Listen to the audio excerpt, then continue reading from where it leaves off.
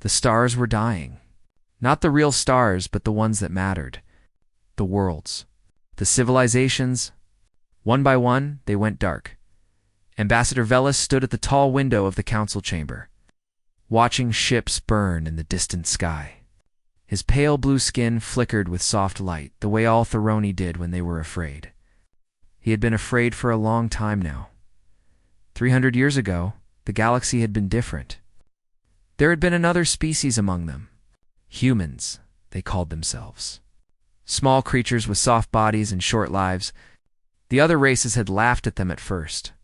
How could such weak beings survive in a universe so cruel?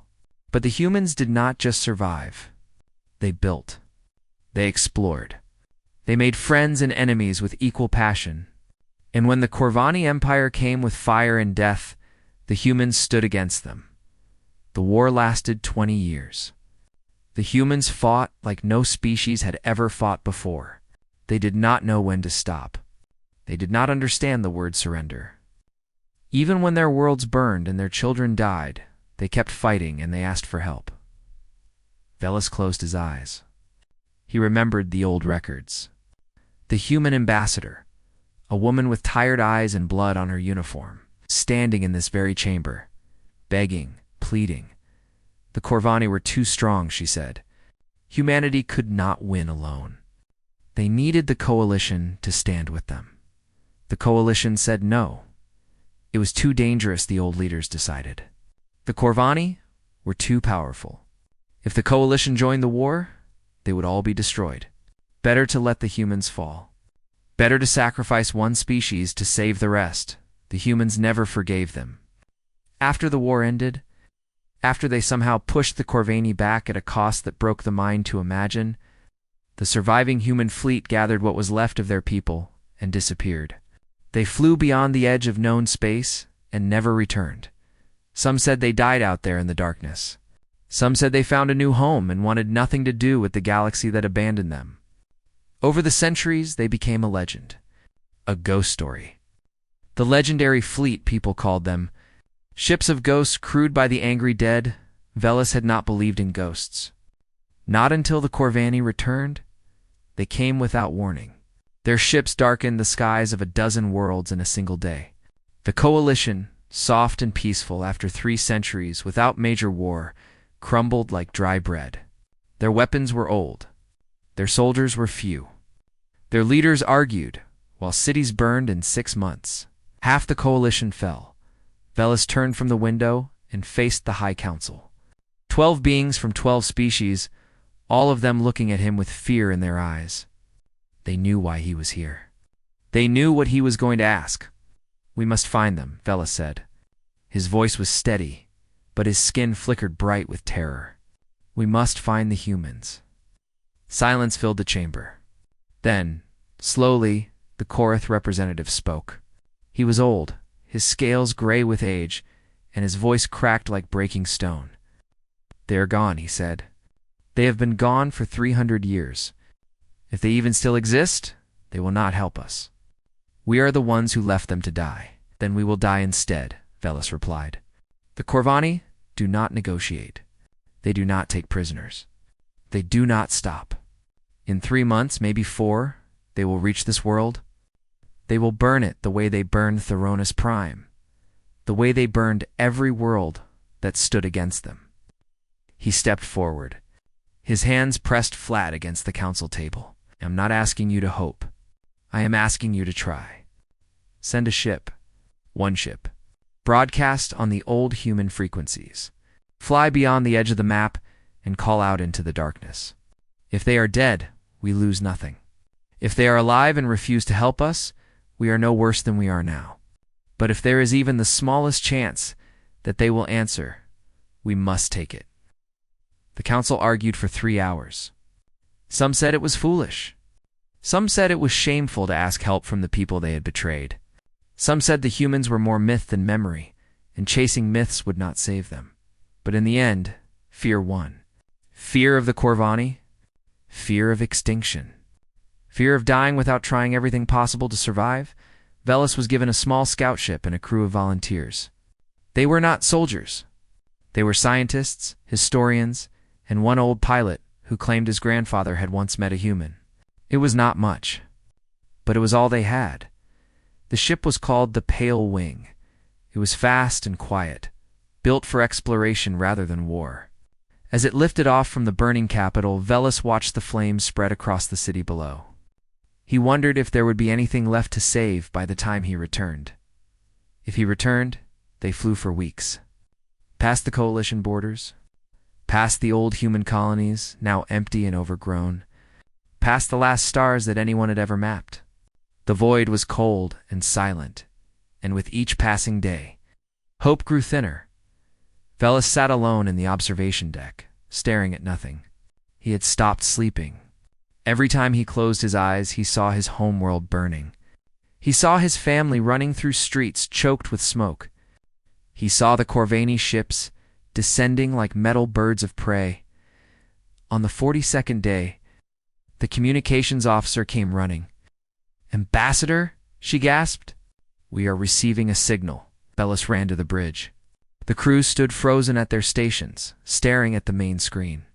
A single line of text blinked in the darkness. "Identify yourselves." Velis grabbed the communications panel with shaking hands. "This is Ambassador Velis of the Galactic Coalition," he said. "We are searching for the human fleet. Our people are dying. We have nowhere else to turn. Please, if you can hear us, we need your help." Silence. Long, terrible silence. Then a voice came through the speakers. A woman's voice, calm and cold as the space between stars. "State your purpose." Velis felt tears running down his face. His skin blazed with light. They were real. The legendary fleet was real, and now everything depended on what they would say next. The Pale Wing was surrounded within minutes.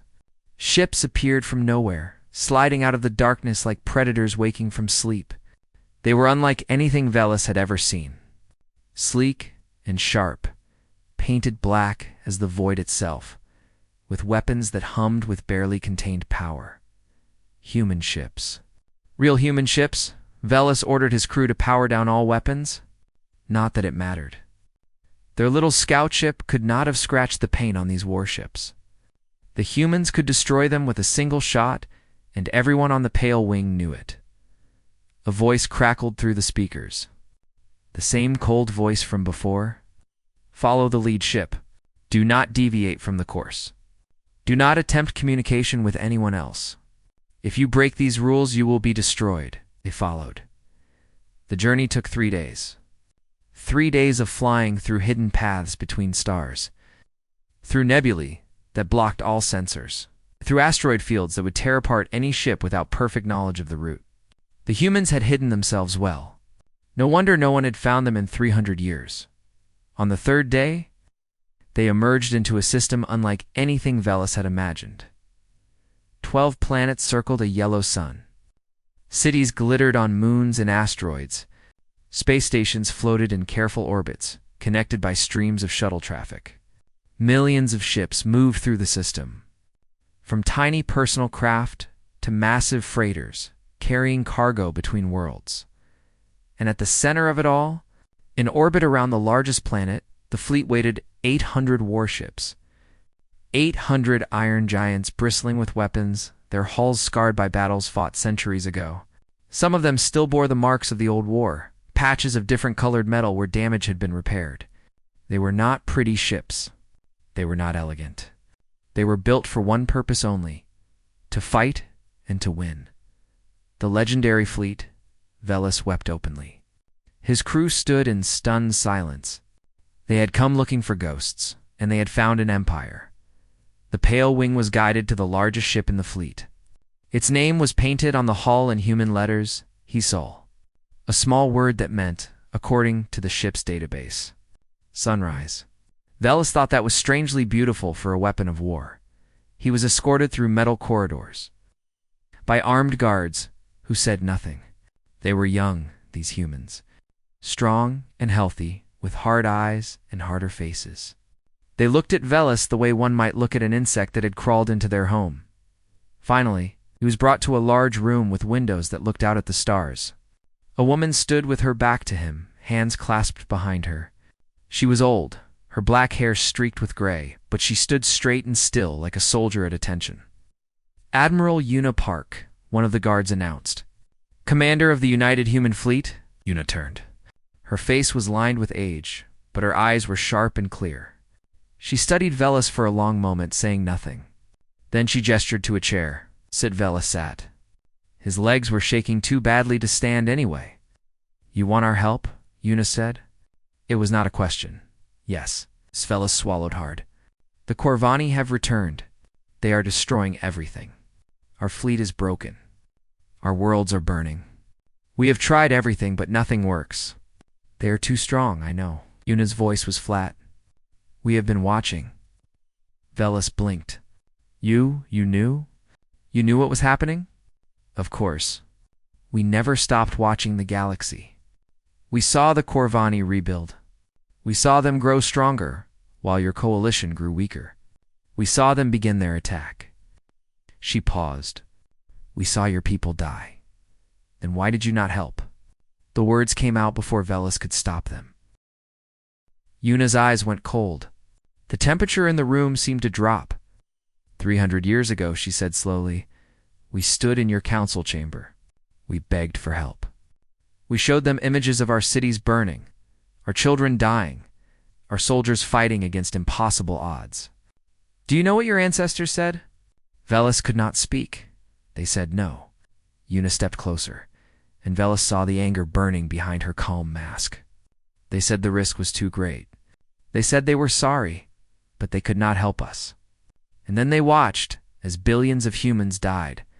Men, women, children, entire worlds turned to ash. And your coalition did nothing. She leaned down until her face was inches from his. So tell me, Ambassador, why should we do anything different? Velis had no answer. What could he say? She was right. Everything she said was right. His ancestors had made a terrible choice, and now the debt had come due. But then, from the doorway, another voice spoke. Because we are not them. Una straightened and turned. A young man in a captain's uniform walked into the room. He was tall and lean, with a gentle face that seemed out of place among these warriors. His name tag read Doan Lee. Captain Una said, her voice carrying a warning, but Doan did not stop. 300 years, he said. For 300 years, we have told ourselves that we are better than the galaxy that abandoned us. We built a new home. We raised new generations. We taught our children to be strong and kind and brave. But what does any of that mean if we become exactly what we hated? He looked at Velis, and there was no anger in his eyes. Only sadness. Those people who refuse to help us are dead. Their children are dead. Their grandchildren are dead. The ones dying now are innocents. They never made the choice that hurt us. They are just people trying to survive, the same as we were. Una's jaw tightened. You speak of forgiveness, but forgiveness does not bring back the dead. No, Doan agreed. But vengeance does not bring them back either. The only thing we can control is what we do now. And I believe that if we let the galaxy burn because of old wounds, we prove that humanity was never as good as we claimed to be. The room fell silent. Una stared at her captain for a long time. Then, slowly, she looked back at Velis. The Fleet Council will vote, she said quietly. I cannot promise they will agree. Many of our people carry scars that will never heal, but I will present your case. Velis rose on trembling legs. Thank you, Admiral. Whatever they decide, thank you for listening. Una nodded once, then turned back to the window. The vote will be tomorrow. Pray to whatever gods you believe in, Ambassador. You will need their help as much as ours. The vote was close. So close that Velis nearly collapsed when the result was announced. 412 in favor. 391 against. 22 who refused to vote at all. The legendary fleet would return to the galaxy within hours. System called New Dawn transformed into a machine of war. Factories that had been quiet for decades roared back to life. Shipyards lit up with welding fires. Supply stations loaded weapons and food and medical equipment into transport ships. Everywhere Velis looked, humans were moving with purpose. preparing for a battle that would decide the fate of everyone. Admiral Una Park stood on the command deck of the HFY. Watching reports scroll across her screens, she had not slept since the vote. There was too much to do. 300 years of peace had made the fleet strong but peaceful. Many of her soldiers had never seen real combat. They knew the stories, they knew the training. But stories and training were not the same as war. She needed warriors. Real warriors. People who remembered what it meant to fight for survival. Her first call went to a small planet at the edge of the New Dawn system. It was a quiet world, covered in forests and mountains where humans went when they wanted to be left alone. A retirement world, some called it. A place to forget. Commander Hannah Shin lived in a cabin by a frozen lake. She was 63 years old, with white hair and hands that shook when she was tired. But her mind was still sharp, and her reputation was still legend. They called her the Ghost. In the old war, she had destroyed more Corvani ships than any other commander in the fleet. Her strategies were unpredictable, almost impossible to counter. The enemy learned to fear any ship under her command. She had retired 30 years ago. After the fleet found New Dawn, she said she was tired. She said she had given enough. Why, UNA knew the truth. Hannah had lost everyone she loved in the war. Her parents, her husband, her children. All of them burned when the Corvani destroyed her homeworld. She kept fighting because she had nothing left but revenge. And when the war ended and there was no one left to kill, she had nothing at all. Una sent her a message. Simple and direct. Corvani have returned. We are going to war. I need you. Hannah did not respond for 2 days. Then, on the third morning, she walked into the HFY's command center, wearing her old uniform. It was faded and patched, but it still fit. She stood before Una and saluted. Where do you need me, Admiral? Una smiled for the first time in weeks. Everywhere, Commander. Everywhere. The second call went to the Pilot Training Academy on New Dawn's second moon. Lieutenant Tywin Beak was 24 years old, one of the youngest squadron leaders in the fleet. He was not experienced. He had never seen combat outside of simulations. But his test scores were perfect, and his reflexes were faster than anyone else's age. More importantly, he understood what this war meant. Tywin's grandmother had been a hero of the old war. She flew a one-person fighter against Corvani dreadnoughts, 10 times her size.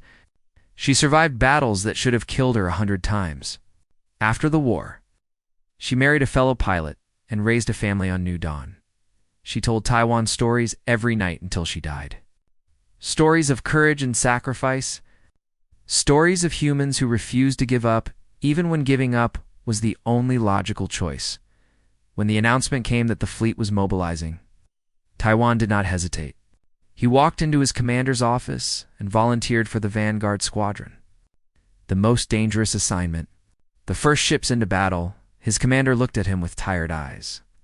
You know the survival rate for Vanguard pilots, Lieutenant? Yes, sir. And you still want to go? Tywin thought of his grandmother. He thought of her stories. He thought of all the humans who died so that he could live in peace. Someone has to be first, he said. It might as well be me. The third call went to the main hospital station orbiting New Dawn. Dr. Yoonji Cho was in the middle of surgery when the message arrived. She finished closing the wound, removed her gloves, and read the orders on her screen. Chief Medical Officer. Hospital Ship Division. Prepare for mass casualties. Yoonji was 51 years old. She had been a doctor for almost 30 years. She had delivered babies and healed broken bones and watched old soldiers die peacefully in their beds. She had never served in a real war, but she knew what war meant. She had studied the old records. The casualty reports from the first Corvani conflict. The numbers were almost too large to understand. Millions dead. Millions more wounded. Not enough doctors, not enough medicine, not enough beds for all the broken bodies. She walked to her office and began making lists. Supplies they would need. Equipment they would have to build. Staff she would have to train. She worked through the night and into the next morning, stopping only to drink water and eat small bites of food. When her assistant found her at dawn, Yoonji looked up with red eyes. Hey, how bad will it be? The assistant ask.eung was quiet for a moment. Then she said, I do not know. But we will save as many as we can. That is all any doctor can do. 1 week later, the fleet was ready. 800 warships in perfect formation, 50,000 fighters loaded and waiting, 3 million men and women standing at their stations, hearts beating fast, hands steady on their controls. Admiral Unipark stood on the bridge of the Heesal and opened a channel to every ship in the fleet. Her face appeared on screens across 1,000 vessels, and her voice rang out through metal corridors and crowded hangars. 300 years ago, our ancestors were betrayed. They were abandoned by allies who promised to stand with them. They fought alone, and they died alone, and the galaxy forgot them. But we survived. We built a new home. We raised new generations. We became strong. She paused, looking out at the stars. Now, the ones who abandoned us are begging for help. Some of you believe we should let them burn. You have that right. The pain of our past is real, but I believe we are better than our pain. I believe that humanity's greatest strength was never our weapons or our ships. It was our heart. Our stubborn, foolish, unbreakable heart. Her voice hardened. The Corvani are waiting. They think they know what humans are capable of. They are wrong. Let us remind them. Let us remind the entire galaxy. They asked for our help, and we do not abandon those who ask. The fleet roared in response, voices shouting through the void, fists pounding on consoles, hearts beating as one. Admiral Unipark gave the order. Jump. The legendary fleet vanished into hyperspace, and the darkness swallowed them whole. Valanthos Prime was dying. The Coalition's capital world hung in space like a wounded animal, surrounded by predators. 2,000 Corvani warships formed a wall of metal and death around the planet, their weapons pointed down at the surface. Ready to burn everything below to Ashdot, behind the planet's largest moon, the last of the Coalition fleet huddled together. 47 ships. That was all that remained of the once great armada that had protected 1,000 worlds. They were damaged and low on fuel and crewed by exhausted soldiers who had been fighting for months without rest.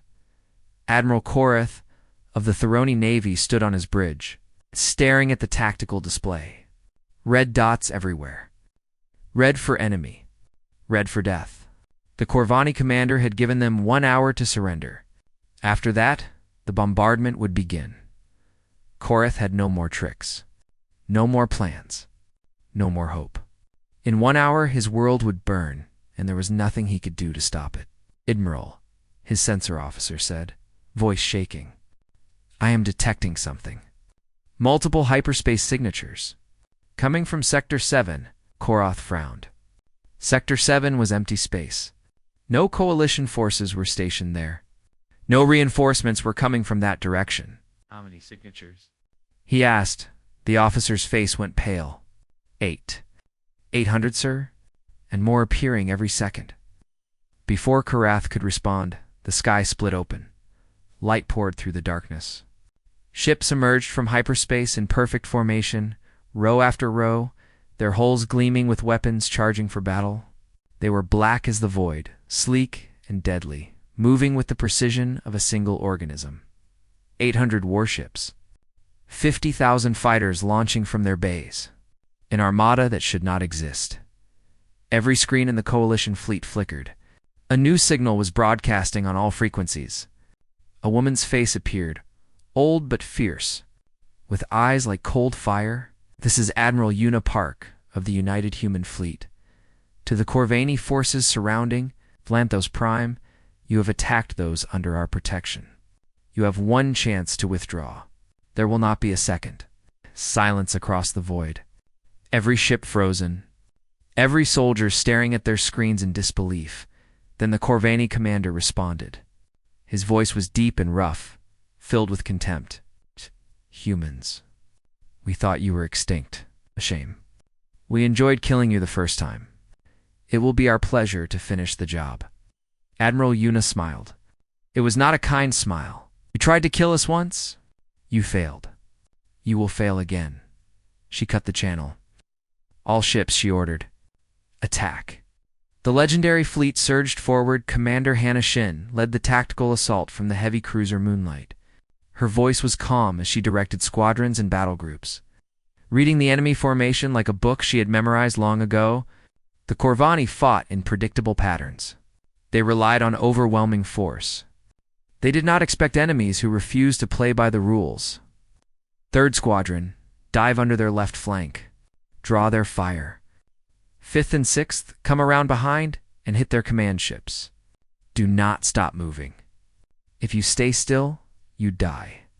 Human ships danced through the Corvani formation like wind through leaves. They struck and vanished, tearing holes in the enemy lines. The Corvani tried to regroup, but every time they adjusted, Hannah adjusted faster. Lieutenant Taiwan Beak flew at the head of Vanguard Squadron.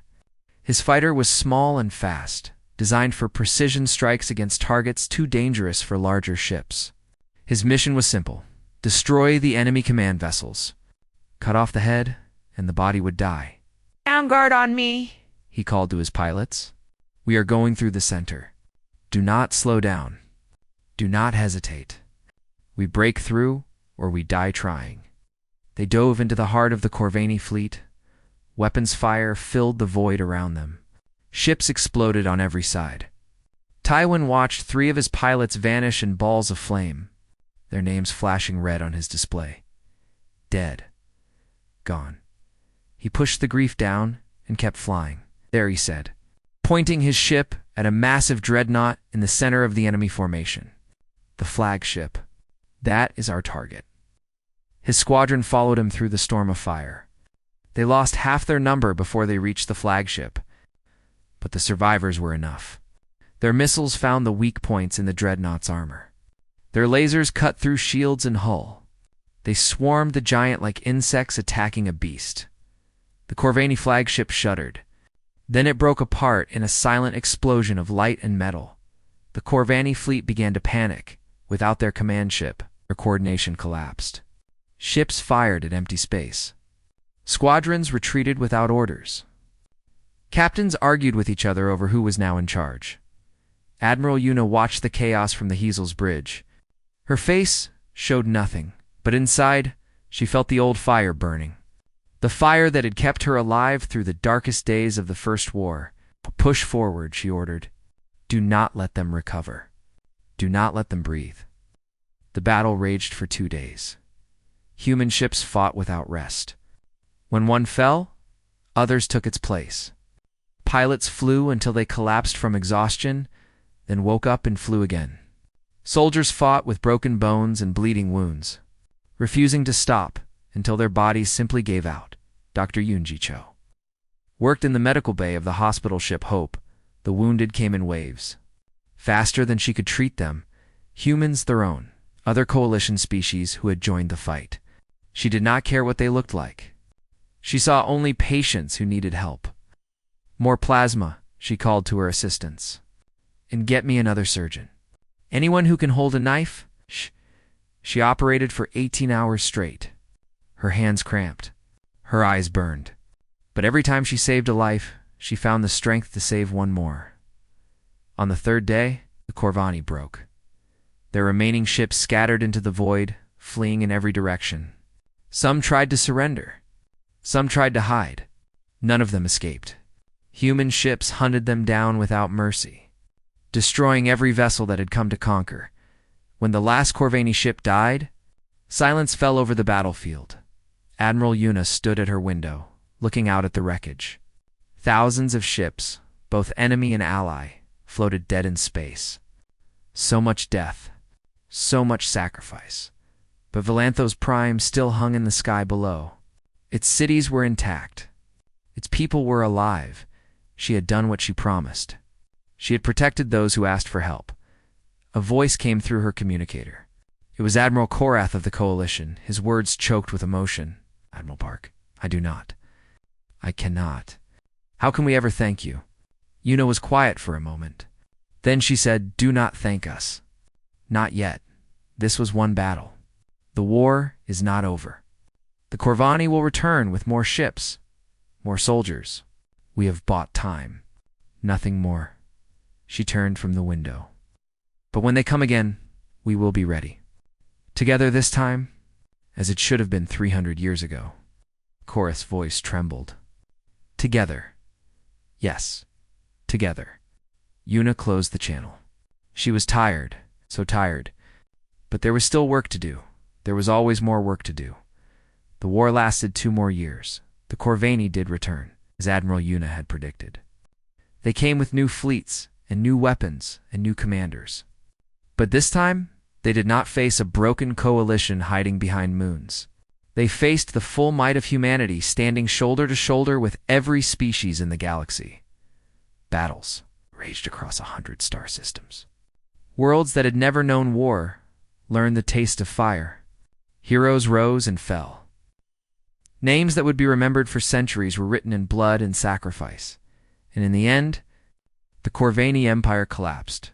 Their homeworld surrendered on a cold morning 3 years after the Battle of Valanthos Prime. Admiral Una Park was there to accept it. She stood in the same hall where Corvani emperors had planned the destruction of her ancestors.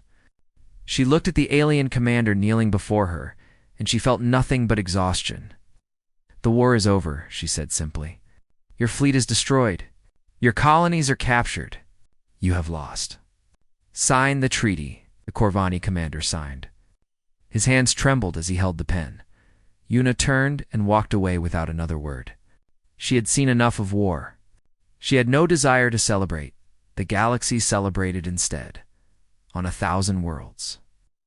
People danced in streets they had thought would never see peace. Species that had been enemies for centuries embraced like old friends. Children who had grown up in bomb shelters stepped outside to see stars that were no longer threats, and everywhere. They told stories of the humans, the legendary fleet, the ghost ships that had returned from the darkness to save them all, the stubborn, foolish, unbreakable humans who had forgiven the galaxy for abandoning them, who had fought and died for people they had every reason to hate. Some said it was impossible. Some said it had to be a trick. Surely no species would sacrifice so much for those who had wronged them. But the humans simply smiled and said nothing. They did not need to explain. Their actions had spoken loud enough. Ambassador Velis returned to his homeworld for the first time in 3 years. Theranos Prime was scarred from the early days of the war, but it was healing. New buildings rose from the ruins. Gardens grew over the bomb craters. Life continued, as life always did. He found Admiral Una on the observation deck of a space station orbiting the planet. She was alone, staring down at the world she had helped save. Her uniform was faded now, her hair completely white. She looked older than her years. Worn down by too many battles and too many losses, Velis stood beside her in silence for a long moment. Then, finally, he spoke. "Why?" Una did not look at him. "Why what? Why did you come? After everything our ancestors did to yours, after 300 years of waiting, why did you help us?" Una was quiet. Below them, the planet turned slowly, blue oceans and green lands glittering in the sunlight. She watched it for a while before she answered, "Because someone had to." Velis shook his head. "That is not enough. We did not deserve your help. Everyone knows it. The coalition abandoned you when you needed us most. We let your people die. We made a choice, and it was wrong, and nothing can undo that." No, Una agreed. "Nothing can undo that." She finally turned to face him. Her eyes were tired, but there was something soft in them now. Something that had not been there before. "When I was young," she said, "I hated the coalition. I dreamed of revenge. I imagined leading a fleet back to the galaxy to burn everything your ancestors had built. I thought that would make me feel better, that it would balance the scales somehow." She shook her head slowly. "Scales do not balance that way. Pain does not cancel pain. If we had let you burn, we would not have healed our old wounds. We would only have created new ones. We would have become the thing we hated, and all those who died in the first war would have died for nothing." Velis felt tears on his face again. He had cried so much in the last few years. He thought he had no tears left. He was wrong. "The humans who died 300 years ago cannot be brought back," Una continued. Their children cannot be unorphaned. Their worlds cannot be unburned. But their sacrifice can still mean something. It meant that humanity survived. It meant that we had a chance to choose who we wanted to be. And we chose to be the species that helps even when help is not deserved. Even when it is hard. Even when it costs us everything. She put a hand on Velus's shoulder. That is why we came. Not because you earned it. Not because we had forgotten. But because that is who we are. Captain Doan Lee found them there an hour later. He was older now, too, his gentle face marked by new scars and old grief. But his eyes still held the same quiet hope they always had. "Admiral," he said, "the ceremony is about to begin." Una nodded. Together, the three of them walked to the great hall where the new alliance would be signed. Humans in Theron and Korath and a dozen other species gathered together, their representatives ready to pledge a future of cooperation and peace. The document was simple. It promised that no species would ever again be abandoned. That when one called for help, all would answer. That the mistakes of the past would not be repeated. Admiral Una signed it first. Her hand was steady. After the ceremony, there was a reception. People laughed and talked and shared food from 100 different worlds. Commander Hannah Shin stood in a corner watching the celebration with a small smile on her face. She had lost everyone she loved in the First War. But looking around this room, she thought perhaps she had found a new family. Lieutenant Taiwan Beak. Now, Captain Taiwan Beak raised a glass to his fallen pilots. 62 of his friends had died in the Battle of Valanthos Prime. He remembered every name. He would carry them with him forever. But he would also carry their courage, and he would pass it on to the next generation, as his grandmother had passed it to him. Dr. Yoonji Cho treated a small cut on a Korath child's hand. The child looked up at her with wide, curious eyes. "Are you a human?" The child asked. Dudding smiled. "Yes, I am." "Is it true that humans never give up? Even when things are really bad?" Yoonji thought about the war. About all the patients she had lost. About all the ones she had saved. "We try not to," she said. "We do not always succeed. But we always try." Admiral Una Park returned to New Dawn 1 month later. She retired from the fleet and moved to a small house by the sea. She spent her days walking on the beach, watching the waves, remembering the faces of everyone who had served with her.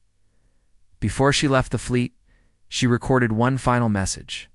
It was played at the New Human Coalition Memorial, a great monument built at the site of the old human colonies. Every year, on the anniversary of the Battle of Valanthos Prime, people from across the galaxy gathered there to remember. The message was simple. Una's voice, calm and clear, speaking words that would echo through history. We were forgotten. We were alone. We survived. And when the galaxy needed us, we remembered who we were. Not conquerors. Not avengers. Simply human. That was always enough. That will always be enough.